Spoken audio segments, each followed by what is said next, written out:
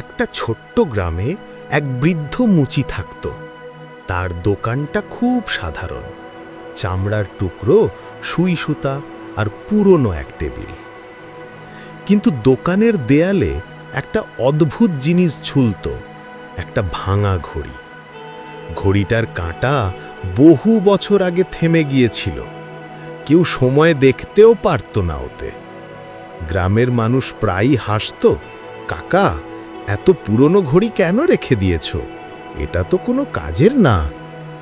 কিন্তু বৃদ্ধ শুধু মুচকি হেসে বলতো, এটা আমার শিক্ষক। লোকেরা অবাক হতো, শিক্ষক মানে? ভাঙা ঘড়ি কিভাবে শিক্ষক হয়?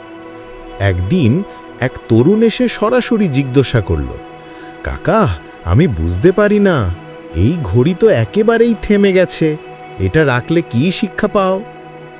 বৃদ্ধ আস্তে করে ঘড়িটার দিকে তাকিয়ে বলল, বাবা, এই ভাঙা ঘড়িটা দিনে দুবার সঠিক সময় দেখায়।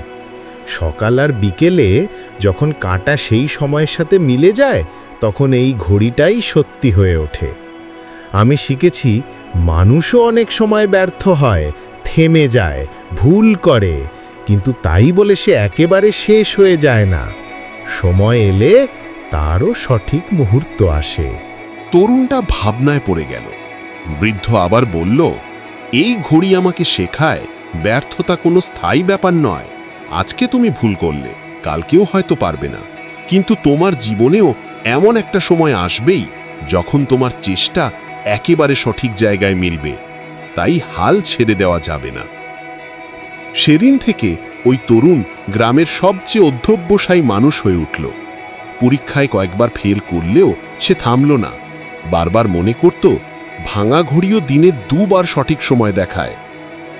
অবশেষে একদিন সেই তরুণ নিজের যোগ্যতায় চাকরি পেল, আর সবাইকে বলল, আমাকে শেখানোর জন্য ওই ভাঙা ঘড়ি যথেষ্ট ছিল।